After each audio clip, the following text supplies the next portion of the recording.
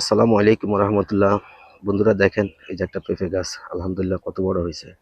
এটা গাছটা রোগা ছিল, অসুস্থ ছিল, আপনাদেরকে আগে একটা ভিডিও দিয়েছিলাম।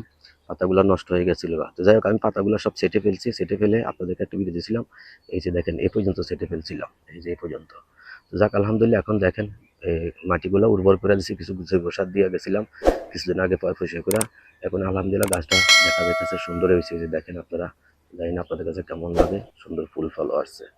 তো যাই হোক বন্ধুরা, এই গাছটা আর কি আমি আসলে বলছিলাম যে হইলে হইব, না হইলে নাই, যাই হোক এই আর কি। আমি যতটুকু সম্ভব আমার কাজ আমি পরিচর্যা করা দরকার পরিচর্যা করে যাইতেছি। তো যাক আলহামদুলিল্লাহ, কদিন আগে এটা গোড়াতে কিছু গোবর সার জৈব সার আর কি এগুলা দিছি, দিয়া সুন্দর করে বলছি যে আল্লাহ যদি রাখে রাখলো, না রাখলে নাই। যাক আলহামদুলিল্লাহ, এখন দেখেন সুন্দর গাছটা মোটামুটি উর্বর হয়েছে, ফুল ফল আসতেছে, যেগুলা কিছু ফলও আছে।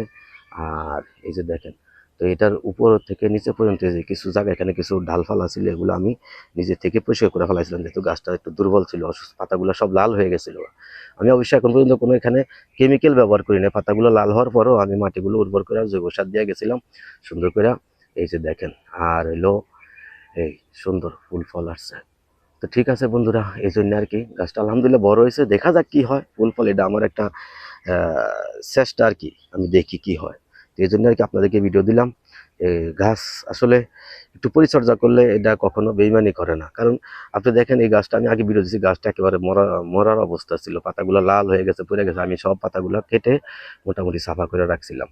তো যাক আলহামদুলিল্লাহ, এই যে দেখেন, এই ডাল পর্যন্ত আমি সব পাতাগুলো নিচের থেকে সব কেটে ফেলছিলাম, একদম যা ছিল আগাছা টাগাছাগুলো পরিষ্কার করে ফেলাইছি।